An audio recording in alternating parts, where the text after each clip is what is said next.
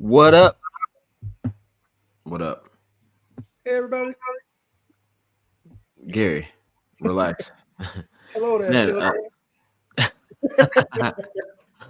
man, I think I think Gary's losing it. I am. Yeah. I think it's gone already, actually. Oh, It like it's already was, yeah. been it's Oh, I like thought you it's been in the lost and found for a bit and he just said forget it. No, I thought you meant his hair.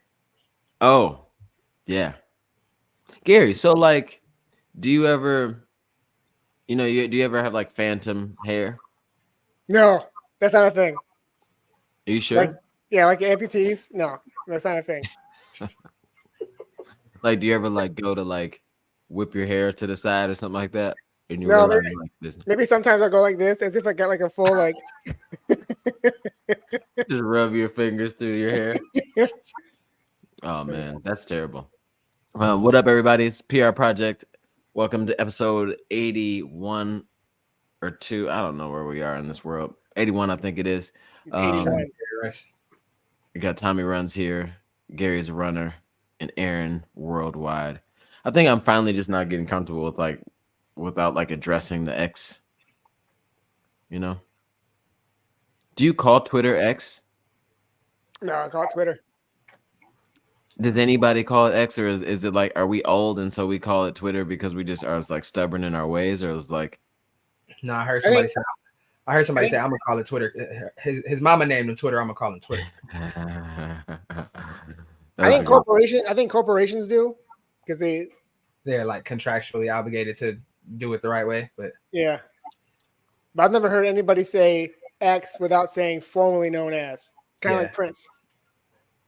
if somebody says X, formerly known as Twitter, they need to just not. They need to close their account because pick one, brother. Pick one. In case you don't know what they're talking about, I was on X. Oh Formerly known yeah. as.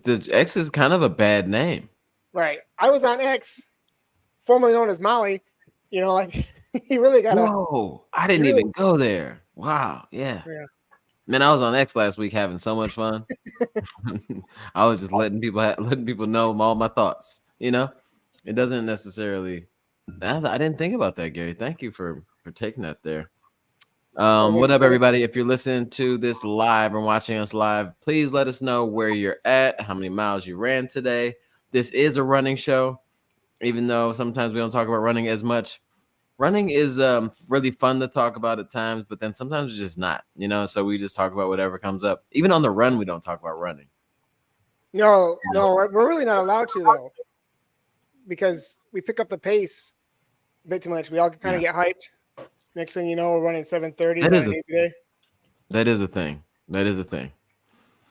A I no-no mean, on that's an what easy you day. talk about racing, but I get you. Yeah. No on an easy day is talking about racing. You can't talk about racing. As soon as you say anything about a 5K or a 10K, then everybody just starts to pick up the pace for some reason. People do that. They ain't got no sense once you start talking about racing for some reason. Anything It's about all time speed. stuff. Yeah, anything about speed, it just happens. Like if you were just to randomly start talking about Summer Speed, powered by Puma, in the middle of a run, you're gonna pick up the pace somehow. By the way, Summer Speed is powered by Puma, and they're all about fast, so it's forever faster. We have teamed up with Puma to bring you all the second iteration of Summer Speed. If you want to be a part of Summer Speed and you are not, please go to Strava. If you don't have a Strava, sign on to Strava, because if you're running and you're biking and you're swimming and all that stuff and you don't have a Strava, it probably never really happened. You've just been pretending to do it this whole time. Go to Strava, log in or sign in, find the Summer of Speed under PR Projects page. It's a club. If you need the link, go to PR Projects Instagram, click the link, follow the directions, get on board. We do a shoe giveaway every week. We are going on our 4th shoe giveaway. All of the winners have been identified, and we have their information. And your shoes, if you're listening to this and you've already won, the 3 of you, your shoes will be on the way soon. And you will be running around in Deviate Nitro 3s, which are a blast to run in. Thank you so much, Puma, for doing this with us again. It's a brand that just fits, bro. It fits. I feel like that's the most resounding and confident thing you can say about a shoe brand is the shoe fits. If the shoe fits. The shoe fits, bro. Run Summer of Speed. Speaking of Summer of Speed, do y'all want me to talk about how my Summer of Speed is going so far? Why? Did you do something different or exciting this week? I don't know. I guess you'd have to kind of just let me know what your thoughts are on it. I don't know, like if it's exciting or not for you, Gary. I mean, you have a lot of really cool things going on in your life, so I mean, maybe you just like cool might not be the word to use, but sure. Yeah. But here we go. So here's what happened with me, and then Aaron can attest to this because here goes the story. So Peachtree Road Race is in Atlanta every year. This was the 55th running of Peachtree Road Race. This was the 60th anniversary as well for Atlanta Track Club. So the story goes, Atlanta Track Club, I got it connected through Ronell, which is like the Atlanta Track Club's like announcer of all announcers. He announces, does all the commentary for all the races and things, and got connected with him. Ended up getting invited down to the Peachtree Road Race this year, which was on the 4th of July, just this week, and it's some call it Independence Day, things like that. You know, I don't know. It's the largest 10K in the world, which I guess like I heard people say it, you know, like, and it was, I know it's a fact or whatever, or like a supposed fact, but I guess I just didn't put two and two together. Like I was like, I kept saying it's the largest 10K in the world, you know, like you just say stuff like that, like because you know, like they said it, like maybe whatever. But I didn't really imagine what the largest 10K in the world would look like, you know, and like how that would work and the energy around it. I figured it'd be exciting. I figured like the expo would be cool, but so I get down there. I actually had an opportunity to sit on I was going to say panel, but I was on stage with India from the Run Duo podcast. If you haven't listened to their podcast, please go check it out. It's really cool. They've been doing it for quite some time now. And I was actually on the show in like 2021. So it was like a cool full circle moment to be on stage with her. Talked about community, stuff like that, you know, and then some of my journey. But then the next day, which is the Peachtree Road Race, number one, Atlanta in July is hot. Number two, Atlanta in any month of the year is hilly. Number three, Atlanta in July is very humid. So those three things, the Triple H's are like a trifecta like you will never imagine, right? So this race is number one, is really wonderful. It's great. So I get to the expo. The expo is awesome. It was like kind of what I thought it would be for a big race. Still didn't like imagine like this being any different than like a turkey trot type of energy, because turkey trot's a lot of people too. But so I'm like, okay, whatever. And then race morning, this is when I start realizing like, oh, this is different. Like, so I start coming up to the start, and it's so many people everywhere, right? And I'm in Corral A, and I'm starting to see people with Corral Y, Corral Z, and it's like, and you see these arrows pointing in different directions for all these different like Corral like meetups or lineups and stuff. And then I started looking around, like you start kind of everywhere in Atlanta's hilly. So to get to the start, you kind of go up this little hill. And I look backwards down the hill, and this wasn't even a corral that I'm looking backwards to. I'm looking at just a crowd of people walking towards the start, and it looked like a corral. It was so many people walking up this street. So I'm like, okay, this is a big race. But it's 50. The race, I guess, registrants, I guess they stopped them. I don't know who showed up. Like, I don't know how many people ran the race, you know, but their registered participants was 50,000 people. And just for like, you know, some like to make sense of that, Boston is 35, is like 32 or 33,000. Boston. I think New York's 50, right? New York's like 7, isn't it like 70 or something like that? I thought it was 50, but either way. Because New York's, I think, the largest marathon in the world, I think. So I don't know, one of them. But like Chicago's 50, I think. You looking it up, Gary? Somebody? Yes. But 51,402 is the amount of total finishers in New York City from 2013. So finishers. So like then like the registrants probably. I mean, I would imagine like the finishers for Peachtree, despite the cutoff, I feel like had to be, like I would imagine like the registrants for like New York is probably higher than that, and then like the amount of people that started and finished that actually got to the start line and then actually finished, that's obviously lower than like the cap, I guess. But so we start the race, right? It had so much, but right before it had so much fans, like so much going on. There's helicopters everywhere. They had three people, skydivers, come down and like figure out and land like near the start. Like it was like this whole thing, American flag everywhere because it's 4th of July. So it was a really big deal. Aaron, you're muted. That was me. Boy, I was one of those guys jumping out the plane. Yeah, I could tell one of them didn't know what he was doing because, like, when they first jumped out, they're probably like this. Hey, that if you jump out of a plane, you making that noise first. I mean, I don't care what you say. There's gonna be a very swift drop out that plane, and I don't care, and no one's up there can hear you. It is what it is. You by yourself. You can make whatever noises you want to make, man. And then, so like they come down. And so we start this race. So I'll just go through my race situation.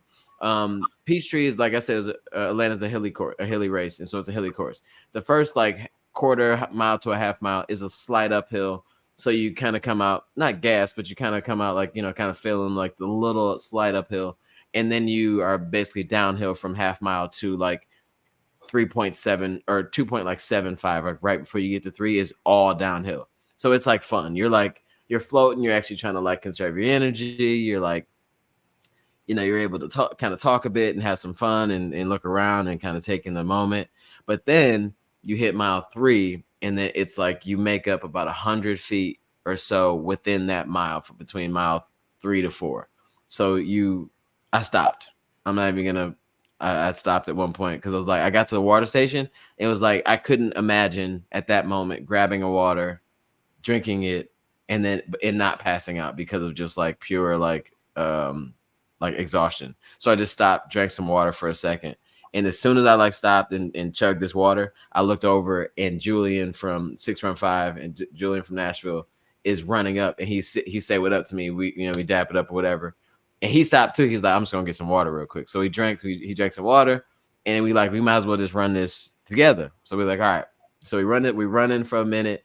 And then we going up and down these hills or whatever. And I've just noticed like I'm not a hill person right now.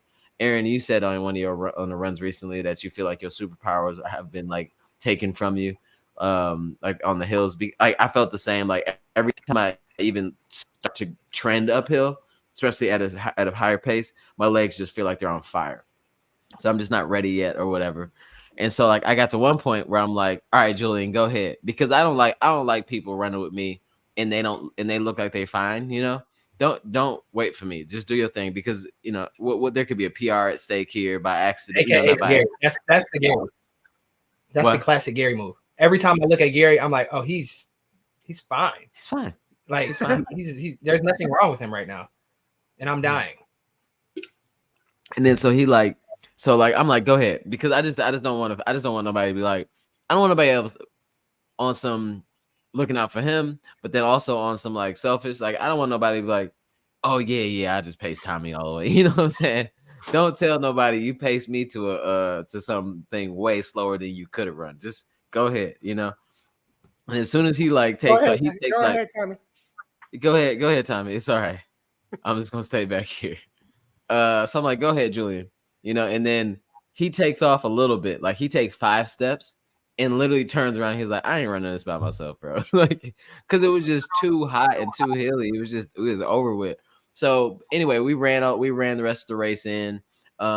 We get to mile 5.4 ish or something like that, and the cheer squad for Atlanta Run Club is right here on the left, and they teamed up with. Oh, dang, he queued it up. So he cues it up. So we get to the cheer squad, And I'm like looking forward to seeing my people, like, you know, like literally my black folks, you know what I'm saying, in the run club down there. And then I know that Mad Miles was there, and then also 615 was there. So I'm like, me and Julian was like, we said to ourselves, okay, get yourself together, because you know you don't want to ever pass. You never want to pass a cheer squad where you know people like messed up. So get your stuff together, get your stride together, and let's pass this cheer squad looking sweet, right? So we coming up close to it. Julian start waving his hands and all this other stuff. So go ahead, hit play, Aaron. So here we are. And then, but right before this moment, right before, like when I had my hands, like I didn't know what was going on, Aaron Barnett, that's Aaron Worldwide, that's on this call, government name, who's on this in this show with me. We are in a group chat. We talk every day. We run together 2, 3, 4, 5 times a week at points in the year. I'm in Atlanta, Georgia. I'm actually in a group chat with him that's active the morning of this race. And there's no signs of anything different happening. I look up and here goes Aaron in street clothes running with a camera, and I'm like, what is happening? Like, how are you even here right now? I was so happy. I've never been happier to see someone in a race. Like, I was dying at this moment, and I'm like, okay, I can pull it together right now. If Aaron's here running with a camera, I can get it together. But as soon as we left you and you turned that camera off, I looked over at Julia. I was like, yeah, I think I left all my energy right there. Because every time you go past a cheer squad, you go a little too fast, you look a little too sweet, and as soon as you get by them, you're like, dang, I might have should slow down a little bit. But that was a really cool moment, like looking up and seeing Aaron, like surprised, you know. I mean, I'm sure you wasn't there to surprise me, but it was a surprise to see you there. But it was super fun, really cool race. It's a tough course. It's a tough time of year to be running in Atlanta, but the way that the race was just put on, like it felt major marathonish because of like the organization of it, and then just like the sheer amount of people running, and just like talking about that 50,000 people. There's people that were starting after I finished, not because I'm stupid fast, but just because it's just only 6.2 miles, and you can only have so many waves that, you know what I'm saying, that'll can be on the course at the same time. So it's a crazy experience. It's a fun race. You end at Piedmont Park, and it's this huge open field. They got a stage. They give you at the end, they give you water or whatever you want, and a peach, obviously, because you gotta have a peach at the end. And if you're wearing Adidas, you get to walk on this, because Adidas is the sponsor for the race. If you have an Adidas shoes, you go, like, they tell you to go to a different, like, not a finishing shoot, but like a walk through into the Piedmont Park, because like it's got like a special little design going on, and I think there's like some people taking pictures or whatever. So you get like your own little special thing. So if you're ever gonna race there, might as well just wear Adidas, because it's, you know, why not, right? And it was cool. Like, they had Adidas runners had a big recovery zone that you could sign up for. If you're a member to Atlanta Track Club, they have a different section for you to go in. You could drink, and there's another stage over there. Like, it was a full festival. Like, I got out of there to head back to the ARC thing, but I saw pictures afterwards when like it was at least 20 something thousand people in this park, just people everywhere. Linked up with Matt Choi somewhere in this nonsense of a mess. Oh, and if you're the top 1,000, you get like a special thing. So I think it's if you're the top 500 men, top 500 women, you get like each year they give you something like different or special. Like, it was a mug this year, and the lady tried not to give it to me because she kept saying something about gun time over chip time and all this other stuff, and it didn't make any sense. And so I stuck to my guns, and I got myself a mug. But big shout out to Peachtree Road Race, an amazing. I'm going to try to do it next year, even though it sucks, like, because of weather in the you know, the heat in the hills. But it's just such a cool race, you know. That's what we do. Cool, that's what we do, though. What's the worst race we can find? Let's do it again. Yeah, let's do it again. Oh, and then if you want to, we can talk about this really quick. So I had these shoes for a little bit, but decided to pull them out for this race in particular because it was an Adidas ting. So I'm like, so this is the Adidas Adizero Adios Pro Evo 1. So this is the shoe that was released right before Berlin. Look, it's actually still shiny. Look at that. So like this is the lightest. This shoe feels like you could. There's probably flip flops that are like that weigh that. I haven't weighed it, but it's the lightest shoe ever. When you put when like the tongue of the shoe is like completely see through. Like that's like my fingers inside the whatever. But it was an amazing shoe. I thought it was gonna be sweet. I kind of like had expectations for it to be good because as soon as you put the shoe on, you can tell that it's like it fits right. It's comfortable. It's super super light. But as soon as I got rolling in the shoe, I could feel I would definitely run a marathon in this. Like it's not. I know it's built for the marathon. People ran in the marathon. Like that's their whole objective in this was to like kind of like break the internet and then break some records along the way. But I can't wait to be in a position where I can run this in a marathon because it was super comfortable, very bouncy, very aggressive. It had like all the right things. Like I'm not a big fan of the Pro 3, but I know it's a good shoe. Like it just doesn't fit for me because there's so many people like there's records broken in that shoe and all that. Like I know it's a good shoe. It's just not my favorite. This is exactly what this is a game changer for real. Like so if their Adios Pro 4 is anything like this, they'll be everywhere because Adidas isn't everywhere really. Like if you think of it, they're on like the record books and stuff like that and the tops of races, but Adidas isn't they're not on the feet of like the masses right now. You know what I'm saying? Yeah, we just talked about this before where like Adidas is worldwide but not really US based. We're still very much a Nike country more than anything else. Nike, New Balance, like all the rest, like like all the rest of them. You see, like in race weekend or whatever at a marathon, you see all those shoes. You see Adidas here and there, more so like at a Boston because it's an Adidas race. So you just kind of like people just lean towards that. But this is crazy. These are crazy. So shout out to them. Shout out to the Evo 1. And apparently these shoes are only supposed to be like 30 miles or something like that they'll last for. And I hear that there's a guy on YouTube that wore them for 300 miles collectively. And he said that they were really great until about like 180. So he says like the whole breakdown thing is he said it's kind of capped. So I guess it depends on how you land, how you run and all that. Right. Yeah. Each and also what you're expecting out of them too, because at 30, they probably start breaking down from like the amount of return you would get if they were still brand new. But us regular people, we won't be able to really tell that I'm only getting 93% of energy return and not 98. Right. And I bet that's like most. I mean, I bet that's like most super shoes though. Like at 30 or 40, probably someone like that's like looking for the highest level of efficiency and they can feel it. They'd be like, no, I need some new ones. But what are we doing here? You know what I mean? Exactly. Yeah. But yeah. So that's my Peachtree Road Race. But actually, Aaron, you ran that day. So if you could help me out here, I mean, let people know like what you went through around like 30 minutes after I finished, maybe. Yeah. So I was at the cheer squad with the Atlanta Run Club, and 6 Round 5 was there. It was the Mad Miles was there. It was cool. I was hanging out with them for a while, but then I'm like, okay, I got to get my easy run in. I did a workout the night before and then flew out. So I'm like, I got 8 miles easy. I'm gonna just chill. I'm gonna take it as easy as possible.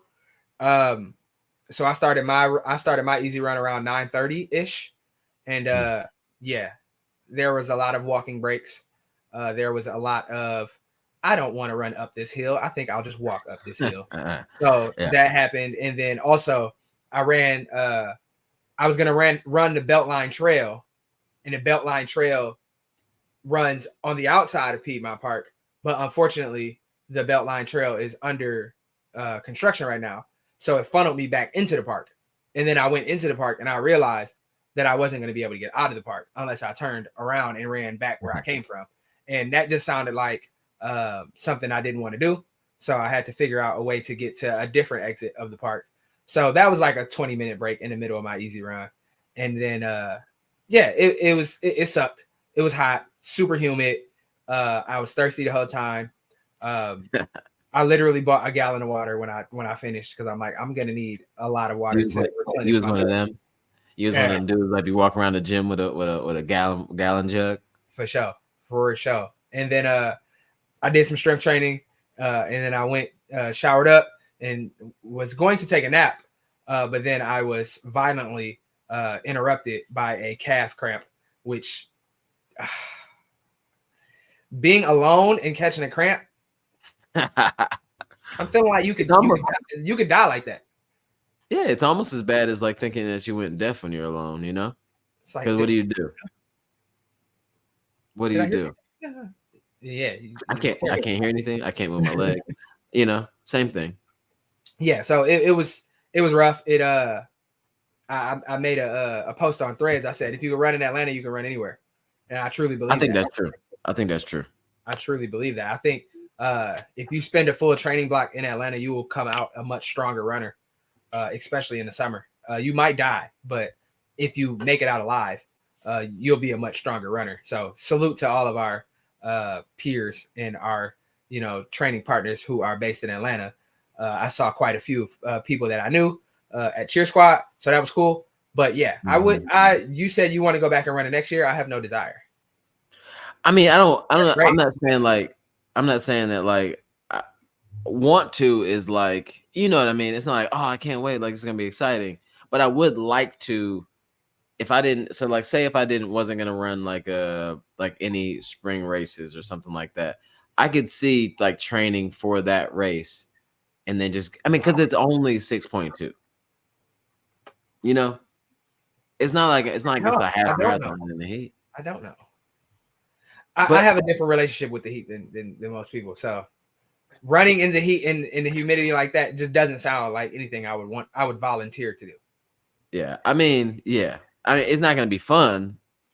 You know, I don't think that if I was any more fit, it would have been less hot. Like, you know what I'm saying? I just wish that I was a little fitter. You know what I mean? I mean, you probably got a little fitter, you know? Yeah, I think I might have gotten a little fitter that day. Mm-hmm. And I think that like I asked myself some serious questions that day that I had to like reconcile with, you know, considering that I'm trying to run this fall. So I'm like, okay, this is a big workout, you know? Like, I mean, that's the way I ran it too. Like I ran it as I was trying to run like marathon pace for the whole run. Mm-hmm. But then the mile, like, you know, 1 through 3 was just so aggressively like kind of downhill that it was almost impossible for me to like at that point hold back to that marathon pace. But then I paid for that every bit of it, like as you like slowly climb back up towards the finish. But the finishing shoot, downhill, that never happens. Like I just every race that I feel like I've ever run, the finish line's either flat or like slightly uphill. This was downhill, so you come bombing down this hill. Like the last quarter mile is all downhill. Like fun, you know, and it's got the finishing shoot vibe. It's got like people everywhere. They have a really big. I mean, this is a grand like thing. They have this is set up like a big race because it is. You know, like it's like it's a big deal. And then go. I was reminded of a fond running experience that I had in my career when I was running through Piedmont Park. The finish line, I believe, it wasn't the finish line, but it was in the finishing area. There was a big arch that was red. It looked like a finish line, but it was just like the entry to a different part of like the park. But it was a big arch. It was red and it said Ameris Bank on it. And I said, yo, I think that is the exact same finish line that they had in Jacksonville when I ran the Jacksonville Marathon, because it was sponsored by Ameris Bank as well. And I'm just like, that looks just like it. So, and I ran pretty well in Jacksonville. I PR'd in Jacksonville in a redemption marathon race that nobody knew about. Like that's like a highlight of my running journey to this point. So to see that, it brought back some fond memories. I'm like, oh, okay, yeah, I remember that. That's sweet. So that was interesting.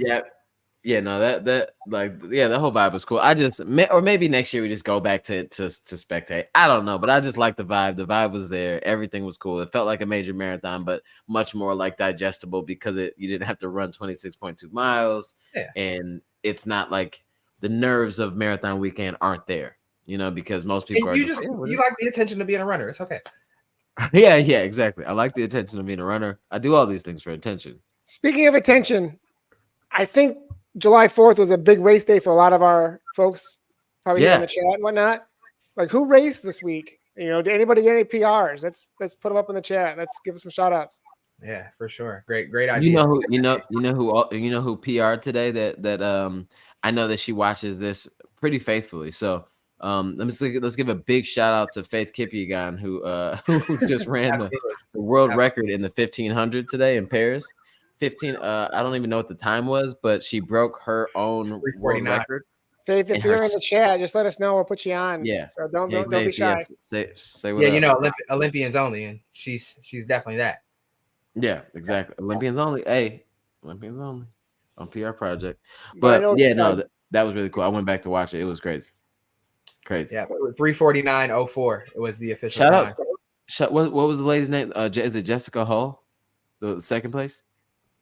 Yes. I think it was Jessica Hull. She got the American record. She was tagging on to Faith like she stuck with her until the last maybe 150. Like she was right on her. Like so it was like and then the other is it Tina's sister? Is that her sister? No. I'm serious. I don't think she is. I don't know. Anyway, she got the British record. Yeah. So, the top eight. Are they related? The top 8 women ran PRs in that race, but yeah, her last name is the same as Tina's, but I'm not sure if they're related or not. We should dig into that and see. I feel like it would be a more known thing. Like I feel like Tina would. I feel like she'd lead with that, or at least say it every now and then. But also, we'd be remiss to not mention. I'm sorry, I cannot pronounce this woman's name. Yaroslava starts with an M. She also set the high jump world record today, and she's a Puma athlete. So we gotta throw that in there. Mic drop on the Puma. No relation. She's on a podcast. She said on a podcast. She represents Ukraine. So shout out to the Ukrainian woman that set the high jump world record today. They say she is the Messi of the high jump. So she must be really good. Well, there you go, Gary. Steve McCullough said there's no relation. She said it on a podcast. So basically you were just being namist or whatever it's called. Just because somebody has the same last name doesn't mean they're related, Gary.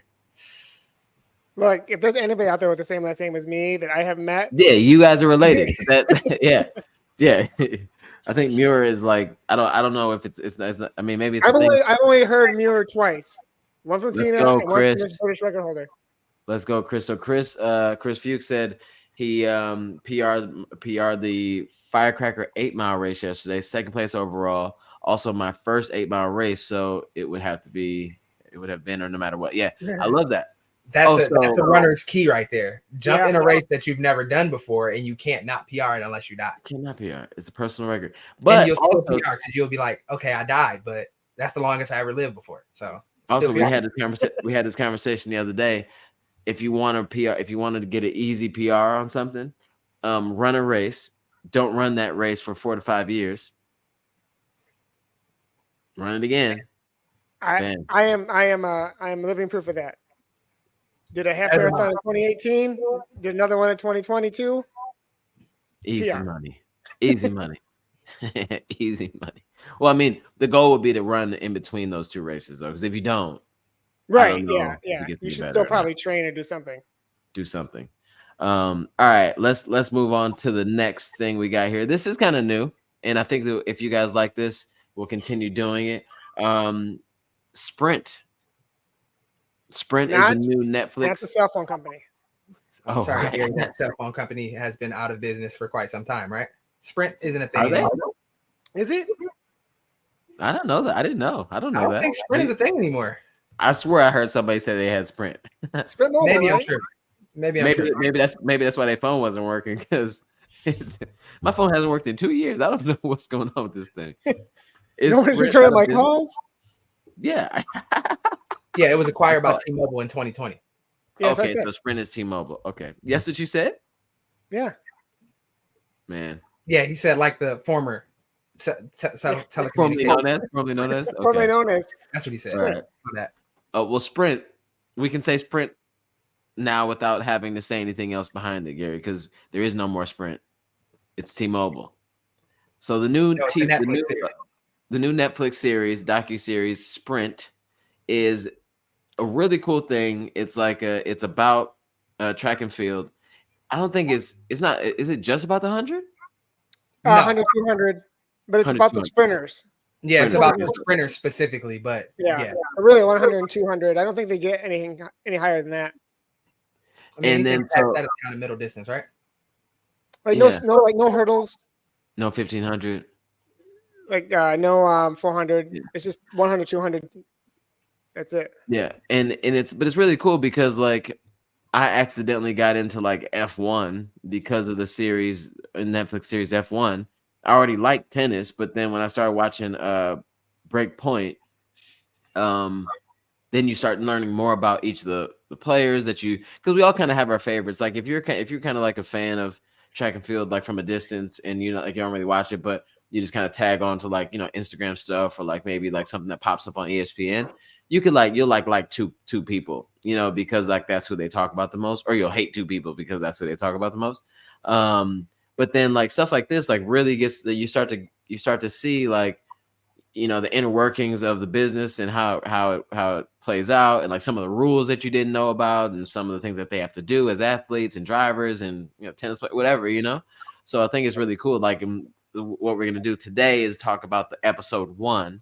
I think all 6 episodes are available on Netflix. So I mean, I guess you might as well go ahead and watch it. But each week we'll just talk about one episode and see how long we can last without like going ahead and talking about other stuff. But I think it's really cool. Like I watched the first episode today, and I'm like super pumped like to see like how they develop everybody, because I feel like I know some things, but then you start to like see like, oh, they're a little different than I thought they were, and oh, this guy's kind of different, you know. But what are your thoughts on episode 1, guys? I've been through the first 4 so far, but going back to episode 1, I can't watch the episode and then go for a run because I will crush it. Like I'm not even a sprinter, but you know, it kind of gets you hyped because the way they show these races, you know, especially like towards the end of it, you know, they pause before the start and they get quotes from the major players they're focusing on, and then the gun goes off and you're getting all these different angles and they slow it down. I know they did a really good job with editing and the music and kind of getting you hyped up to really enjoy the sport, especially if you're not a fan. But if you're a fan like we are, and I'm not an in-depth sprinter guy, but you know, like you were saying, I got to learn a lot more about the players and just the way they kind of edited it with the music. I thought it was great. Yeah, I agree. It's shot really well. It really brings you into their world. I love that, because you don't think about, especially if you're just like a casual, I only watch, you know, the 100 for the Olympics. So for 4 years, these people are out of sight, out of mind. And you don't think about how much work that they're putting in to execute that one race that the world is going to see. So that was cool to kind of pull the curtain back and see like, no, they're training year round. They're training constantly. This is their livelihood. This is what they are focused on. And when they go to these meets, these Diamond League meets and these different kind of meets, they're literally there with the whole industry, and they're there with their competitors, and they have rivalries within friend groups, and everybody's fighting for the same things. And it's not like a traditional team sport atmosphere that we see in American sports, where everybody's getting paid and all of the money is transparent, and we know who is making what and who is signed to this and who signed to that. And but with them, it's like, no, they're there because they need that money and they want to win that prize money, because yes, some of them are signed to brands that give them, you know, a steady lifestyle, but some of them are not, and some of them don't make as much money. So that prize money is really important to them. So I mean, that's not only the prize money, it's bonus money because of their sponsors as well. You know, so you got to make the final, like if you're an Olympic champion or even an Olympic medalist or make the finals of like this past week. I know people got bonus money just for getting to the final. I mean, not even like, look, I'm going to be in 6th place. I don't care. I got some bonus cash coming to me because I'm on the line with my kit representing Puma. I'm in the final, you know? But going back to what you were saying about like out of sight, out of mind, I completely forgotten that Lamont, what's his name? Lamont Marcel Jacobs. Marcel Jacobs won the 100 meters in the 2020, 21 Tokyo Games. Completely forgot. Yeah. You know, one, because Italians don't really fare well in this race, but two, I haven't heard about him. Like not in the Diamond Leagues. They don't talk about him on any of the, even the American, they call him Fred Curley or Noah Lyles, but nobody says. But that's hey, the thing. thing. They better watch out for Lamont. Jacobs. Nobody talks about him anymore. Bro's name is Lamont from here on out. Bro's name is Lamont. I don't care. Lamont. It's crazy. It is Lamont Marcel Jacobs. Well, I mean, I think, yeah. Anyway, he goes by Marcel, but it's funnier. Yeah, Marcel. Yeah. His mom called him Lamont, so Gary gonna call him Lamont. No, but I think that's the best part. Like part of what you were saying too, Aaron, is because like you don't think about the things that they have to go through too. Like we get to see certain athletes that are just that stay healthy throughout the a couple years period where we get to see them a lot and they're really ramping up and they're like gearing up and you kind of see how their progress is coming along. You see like random spurts of like awesomeness and like at Worlds or like at like some like thing in like New York track race or something like that. But for this guy, for Lamont Marcel, it's like he been dealing with like injury and different things since he won. So it's like every time that you're supposed to see him, he doesn't show up or like he can't show and he says I can't run. But then I think as a fan, if I knew about it while it was happening, because I'm not tapped into like his work, like that world. But if you knew about it, you'd be like, oh, he's ducking, he's ducking the smoke and this and that. And you just immediately judge it. But then like, it's cool that you get to, in this series, you get to see and hear like his thoughts on it and you see his family. And then you start to realize like, man, these people like, they real people. You know what I'm saying? Like he got to figure this out. Like he won the gold random. Like Gary said, like, it's not like, not random because he worked his whole life for it, but you don't. I don't know if you're familiar with Marcel's backstory. Go ahead. So I knew. So I remember when he won the 100 and the Olympic gold medal, and he was a relative nobody.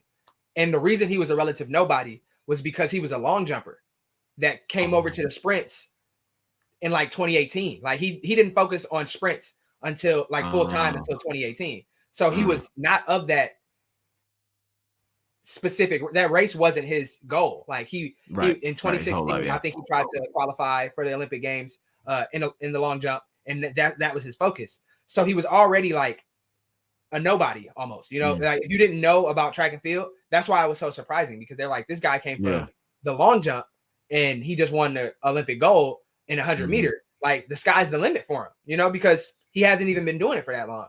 But then, to see like the great Michael Johnson, who is playing a huge role in sprint, which is super cool because like Michael Johnson was like, I was too young for Carl Lewis, but Michael Johnson was like the first Olympic track and field athlete that I knew about, and he just went on a crazy. He was definitely the star. He was definitely the star of our young generation. Yeah. Yeah, absolutely. So it was cool to see him pop up, but he was just saying like the word that has been associated with Marcel Jacobs' career since the Olympics is fluke, because it looks like that specific race and just he got hot maybe that 1 week and did his big one, and he's never been able to reclaim that form since.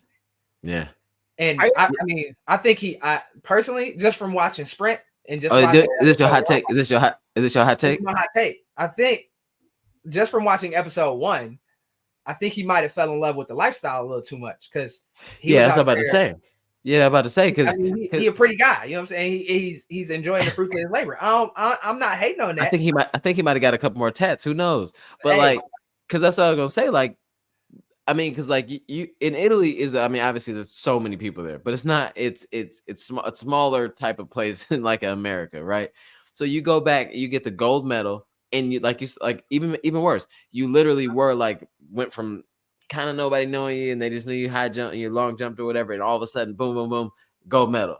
And then you come home, and now everybody knows you. You shaking hands, and he said he texting Cristiano Ronaldo and this and that, and and you're young. It's this dude.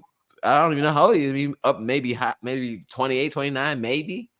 You got young kids and stuff like that. So I mean, 29. So I'd imagine he came back like, yo, and he said he can't even go to the grocery store without people knowing who he is. Like, that's wild though. You know, I think other countries revere track and field stars a lot more than we do. I would say Olympians in general, like, especially when you're representing a country that isn't like in the US, we're so like winning gold is like the expectation for us. So we're like, if you go to the Olympics and you don't win gold, good job, whatever, you failed. But especially when you bring home the very first gold medal in the 100, which is a glamour event in track and field, to a country that's never seen it before, you might as well be the king. You might as well have won the presidential election. And like I said, it seemed like he fell in love with the lifestyle, and I can't be mad at it because you put all that work in to get to that point, and now it's like I'm him. Like it happened to me. Like I ran the race, and he even said it. He said, in this sport, there's no such thing as luck. Yeah. And I can respect that because you don't just get lucky and run 9.8. Like you go out there, you have to put the work in to run 9.8. Yeah. Even though 9.8 is not like in the grand scheme, it's fast, but it's not like fast. It's not like he's historically fast, like no. I don't even know. I don't even know if he's top 10. There's no luck involved in that. He put the work in to be able to do it. 9.8 ain't gonna win this gold medal in Paris. Nowhere near it. 9.8 is gonna be like 6th, 7th place this year. And you know what really broke my heart for Mr. Jacobs? What broke your heart for Lamont? After the race, he's sitting there with his family, and his wife said, "You didn't finish in last place." I would have been like, "Lady, go to the car." She said, "Your daddy is not as fit as he thinks he is," like something like that. No, like, she did. She that said was his son that said that. Yeah, no, she said that to his son. No, the son said. The son said, "Why dad finished 5th?" And she was like, "Dad isn't as fit right now." Right. But I mean, that's decent. That was a decent answer. But when she told that man when they were sitting on the steps, he had on his Gucci Prada Fendi. I don't know what he was wearing, but she told that man, "At least you didn't finish last." He said, "I know." Yo, we got to talk. My heart broke for that man. Being a fellow light-skinned gentleman, my heart broke. We got to talk off camera. We got to talk off camera. Like, lady, don't listen. There's a list of things that you can't say forever from now on if that camera rolling.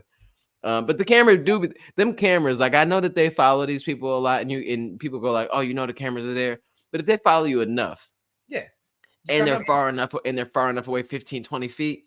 Yeah, you're not paying attention no more, almost. No, and that's the whole point of these shows. Is that's what they want. They want you to get comfortable enough to say whatever you're gonna say. I was gonna say something that you mentioned earlier, having Michael Johnson on the show.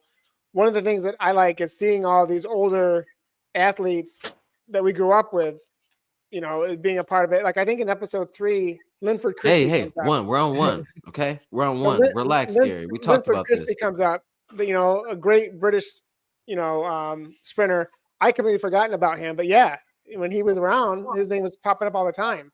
So that was kind of cool. Like, oh, they are bringing these guys in who have a history in track and field, who are still able to talk. I don't think, probably not Carl Lewis, but a lot of the other folks they're bringing in on board. And I appreciate that they're going to go and talk about the history and get some insight from folks who've been around for quite a bit.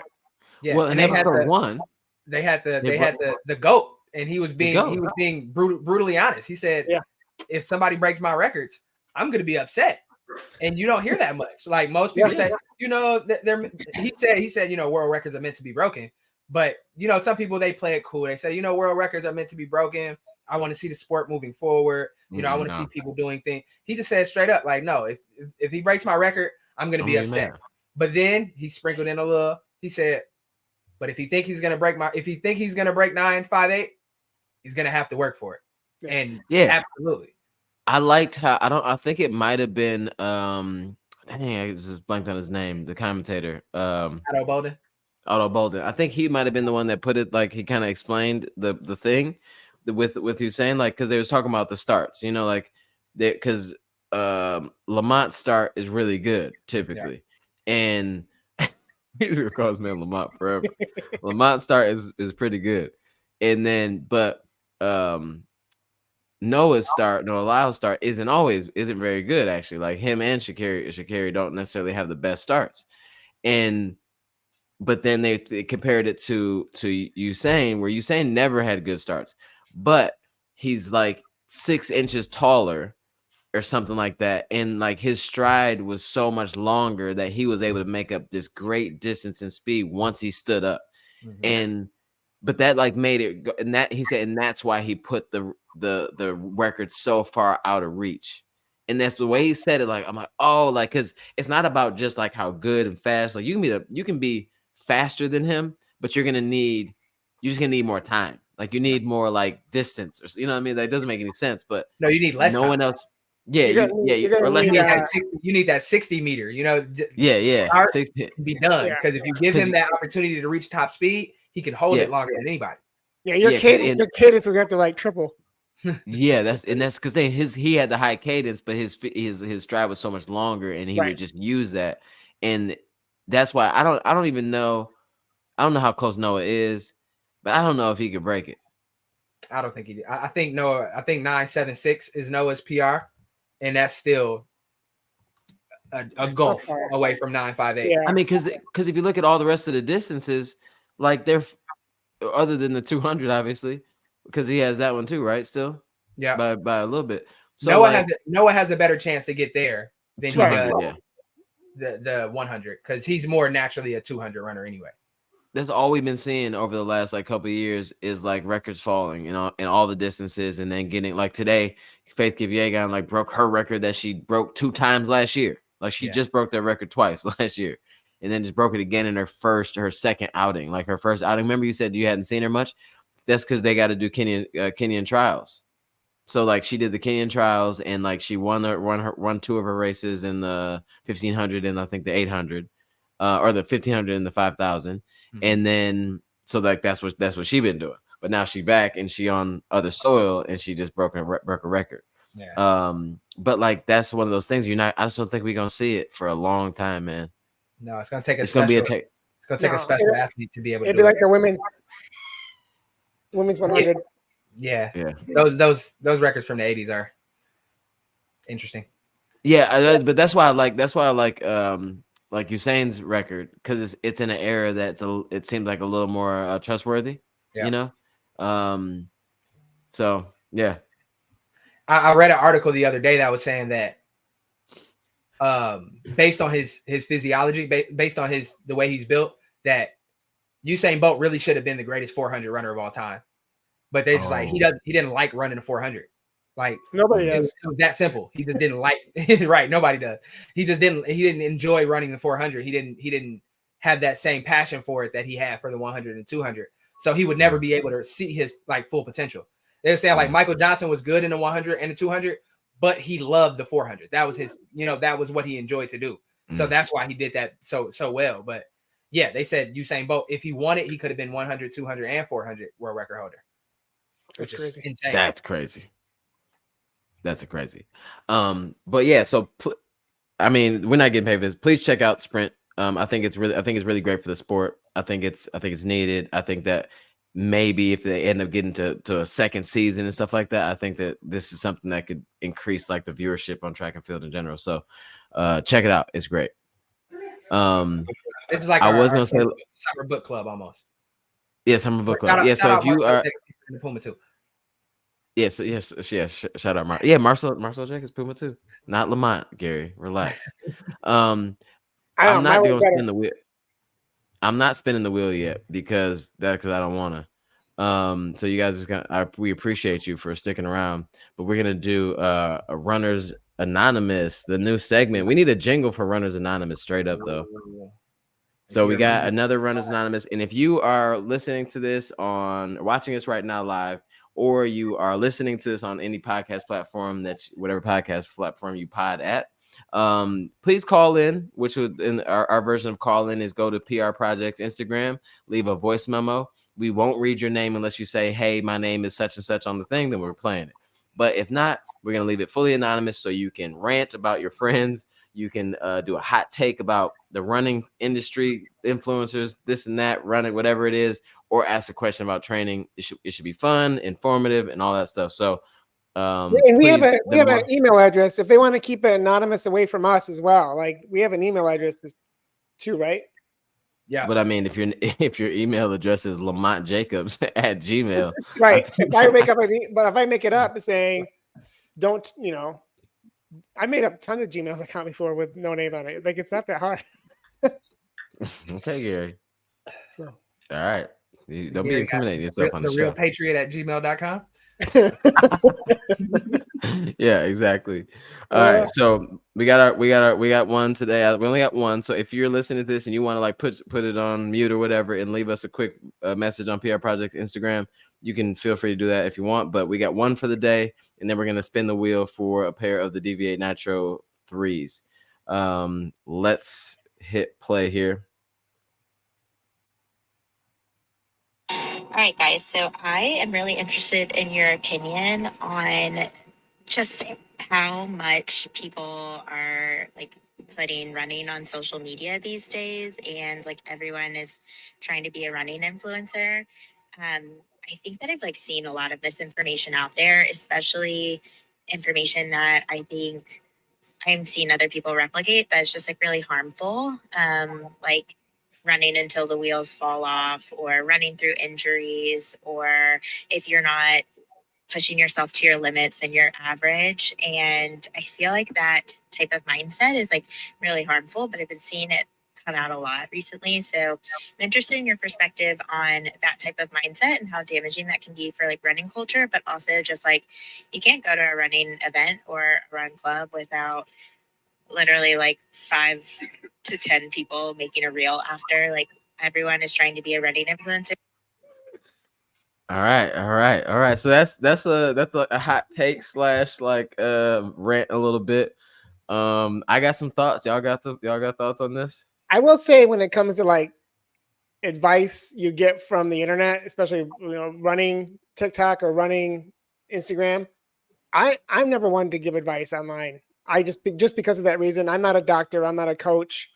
If anybody asks me what my one piece of advice is, it's always just to say be consistent. But that's so generic in and of itself. I don't like to recommend shoes other than to say go to your local run store. And then the other thing I'll say is don't copy other people. Do what's comfortable for you. Do what your body tells you to do. But even then, I really don't like to talk about what you should do. And I don't like to give advice at all because it's, who am I, to give advice? I agree. And as far as everyone wanting to be a running influencer, I think that's almost a microcosm of society. Everybody wants to be an influencer. Everybody wants to be some sort of influencer. The influencer, social media, personality pipeline is kind of the new athlete or the new reality star or the new whatever, rock star, whatever was the cool thing to be. That's kind of like where social media influencers are now. And some people do it really well, i.e. Tommy. Like Tommy does a really good job of weaving in his story and being unique and doing a good job of connecting with people in the real world. But I do think some people don't do as well of a job because they, like Gary said, they copy people, or they don't really have a story that they feel comfortable sharing or they feel will connect with other people. So they kind of lean into the idea of just trying to be controversial or trying to come with hot takes. I'm a hot take guy sometimes, but I try to keep it off social media.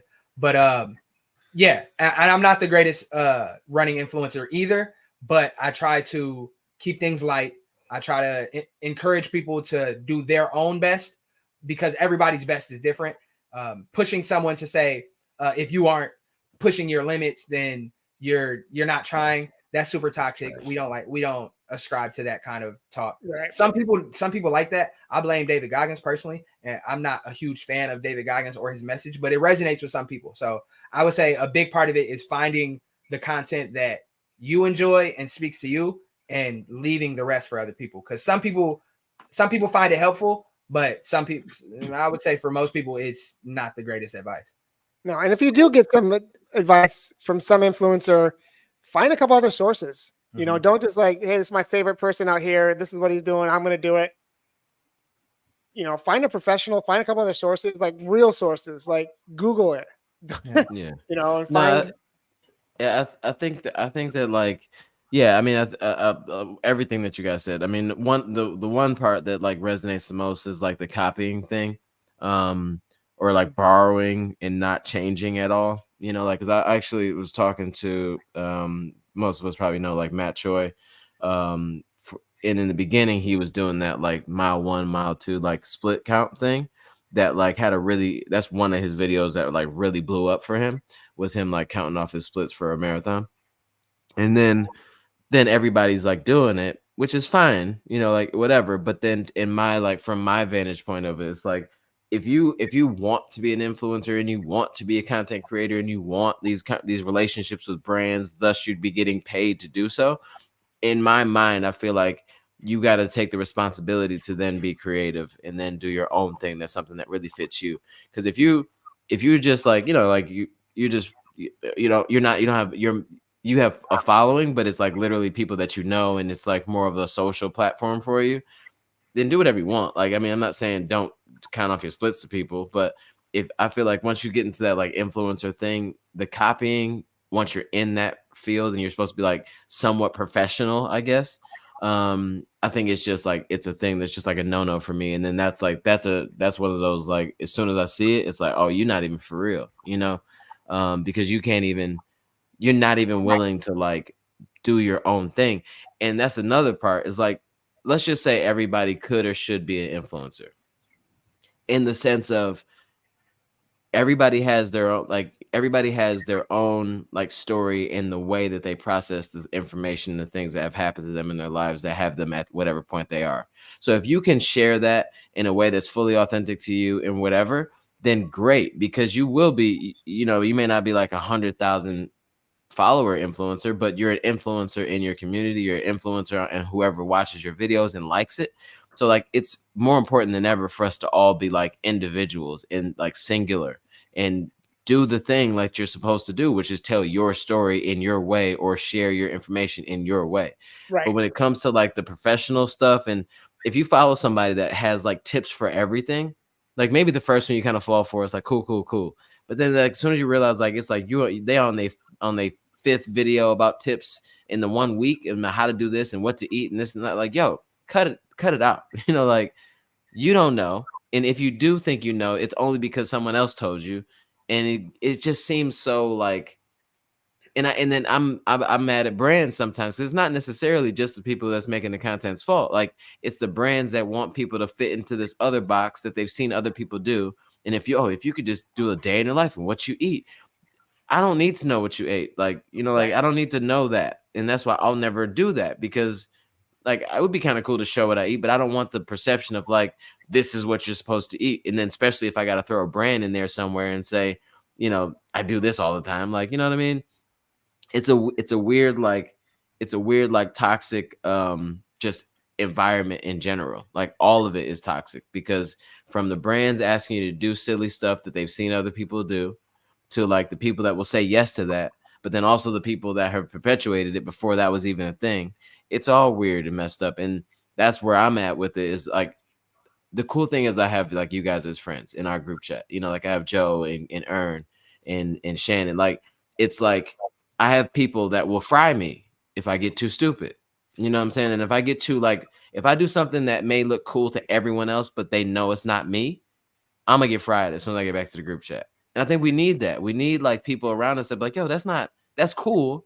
Yeah, you got some views on that, but like, that's not even you. Like, we don't mess with you because you do random stuff. We mess with you because of these things. So like, lean towards the stuff that your friends and your family know you for. And I promise it's gonna work. That's I guess I don't have a hot take, but I just feel like people should just lean into what they like, who they are, because that's needed more than ever. Yeah, I think we're seeing more and more. At least I like to think that we're seeing more and more people who are building their base is not the wrong word, but building their following. Yeah. based on being true to themselves and telling a good story. You know, Tommy's got a unique story. There's a ton of other folks out there. I don't want to name them because I'm going to forget them, or somebody's going to say, no, they're not authentic. But there's a ton of other creators out there who are doing good work, who are unique in telling a unique story and building a real following, because you can tell who's got like 110,000 followers, but only 300 likes on the reels and whatnot. Like, you know, That there might be really another is a thing way to happening. dig in to see who's authentic and who's not, and it's based on, you know, real numbers and metrics, and then just who's lifting what. Like Tommy was saying, there's a lot of people who are lifting. If you go through Instagram Reels, you'll see the same joke or the same, you know, get ready with me, or mile one, or here's what I ate. And I don't care what you ate because you're not a nutritionist. Yeah, and there's nutritionists that lean. I love when like a professional in the thing leans into a trend in that lane. Like when you see a nutritionist go off on like what I ate for the day, like I'm tapping in. This is what you do, you know? Or like this is and then it's money. Money is leading everything to like where like there are people, true Gary, there are people that are telling great stories, but there's like also like an equal amount of people just going wild, you know, because there's like money to be made on views and attention, and that is what it is. But like it's to me, it started with the coaching. It was like for like and I don't want to like, we're not like saying anything bad about people who are doing these things, but it's just like for a minute there, it was like, and it probably still now, everyone's a coach and everyone is, and I'm like, okay, well, like, great that there's more options for people to go to, but at the same time, it's like, yo, and somebody asked me like, oh, hey, would you want to be a coach? I'm like, no, like I like there's coaches to me, like, I mean, I know everybody got to start somewhere, right? But if I know that you started running after me, yeah, I'm gonna have a hard time like being like, oh, I'm going to, you know what I'm saying? Yeah. I don't know, man. Well, in closing, I think what we just to kind of put a button on it, I think authenticity is the most important. Don't chase the algorithm. I know the algorithm is rewarding certain kind of videos. It's rewarding certain kind of content, but branch out. Do what works for you. Do what feels true to you. And as a viewer, understand that no running advice is one size fits all. So somebody might say, oh, my workout on Wednesday was 16,400s. I ran them at whatever pace, whatever effort. That might work for them, but that might not work for you. So as a viewer, understand that there's no one size fits all way to do this running thing. Take in what you want to take in. Like Gary said, cross-reference, get some other opinions. If you have the opportunity to hire a coach that really knows what they're doing, do that and put your trust in them rather than trying to get all your information from social media, because just because it's on social media doesn't mean it's good for you or doesn't mean it's right. So just be wary, be cognizant of why people are doing things, and continue. The first thing I do when I wake up, put on my race on. That, yeah, you know, shout out AG1, man. Shout out Blue. But I mean, yeah, like, and but then James too said at the same time, if it's not hurting nobody. I mean, I think well, one of the anonymous person was kind of leaning towards like, I'm assuming they're in the community, and I'm assuming that they're also seeing people that are following people or like pushing themselves to a point where it's like maybe they didn't get hurt, but it's like this isn't even beneficial. Like you having the mentality because someone else has the mentality of doing this thing. Like we saw that in run streaks too. Like you see like a hella doing a run streak for like how many ever days it's been, which is amazing. But you don't. And he started over the journey. He started telling a little bit more like how he stays together. You know what I'm saying? But like sometimes we don't have enough information about the person that's saying what they're saying, because there's something to what they're doing too. Like he does things that you probably don't even know that he does to be able to do, you know, to keep the streak alive. So it's just like, be responsible in your watching and go like, if someone's saying like push yourself to the limit, whatever. Maybe they're not saying it like fully like go break yourself, but it's like, okay, what does that mean for me? What does that mean in a safe way? If you're watching David Goggins, yeah, he runs with broken feet. What does that mean for me? Maybe that means that I can run up this hill without stopping. Maybe, you know what I'm saying? Like, Right. Be responsible in the viewership too. You know, Right. because there's been commercials. There was commercials that said cigarettes were safe, and you had to be responsible enough to be like, yeah, I don't know if that's real or not. You know. Yeah. Wait a minute, yeah, but going back to what the anonymous caller said as well, like people will run through injuries because they got to give it their all, and no matter what, and next thing when you run through an injury, you hurt yourself so bad that you're not running at all. So yeah, but I mean, they doing that before social too. So all right, let's. I wanted us to say something that we could clip for a social media clip on that one, but we went a little long, so I don't know if we're gonna be able to do that. Well, yeah. Well, I mean, it's gonna be a whole nother bit. Yeah, next time Runners Knives will be shorter and more concise. We'll figure it out. We can clip doubt it. Yeah, we're workshopping something up. All right, remember, so if Joe Biden tells you to run 20 Ks, it might not be best for you just because he's the president. As long as you take a ketone IQs, you're good. So ready to go here, guys, on this summer speed giveaway. Let's do it. We are an hour and 10 No, minutes. I don't need you, timekeeper. These people have been here for quite some time. Shout out to everybody in the chat that is here for over an hour and 10 minutes to see this shoe giveaway. We love you very much. I think if they're here still, that they also want to listen to us talk. All right, I don't know why anybody ready? Want to hear me talk, but okay. Gary, you paying attention? It's about to be a winner. I'm trying to get people to be quiet in here. Big money, big money, big money, no whammy. Big money, no whammy. Uh-oh. What's the winner? Big money, big money. Oh! I know that guy. Harsh. I know that guy. We know that guy. What's up, Harsh? Harsh, you are a winner. Harsh just won a pair of the Puma Deviate Nitro 3s, which are some great training shoes. But the people in this podcast and show have worn those shoes, and we all love them. Is that correct, guys? Yes, that's correct. Affirmative. You had to lean into the mic like you was testifying, Gary. Agreed. But all right, guys, congratulations, Harsh. Once again, thank you so much, Puma, for sponsoring and powering the Summer of Speed. If you are not signed up for Summer Speed, then it means you are not on the wheel. If you want to be on the wheel, you need to sign up. If you want to sign up, go to our Instagram, follow the directions, or go to Strava and follow the directions. Peace out, guys. And if you want to ask us a question or have us rant over too long to clip a audio, leave a message on PR Projects Instagram, and we will play your question or your rant or your hot take, and we'll go off next week.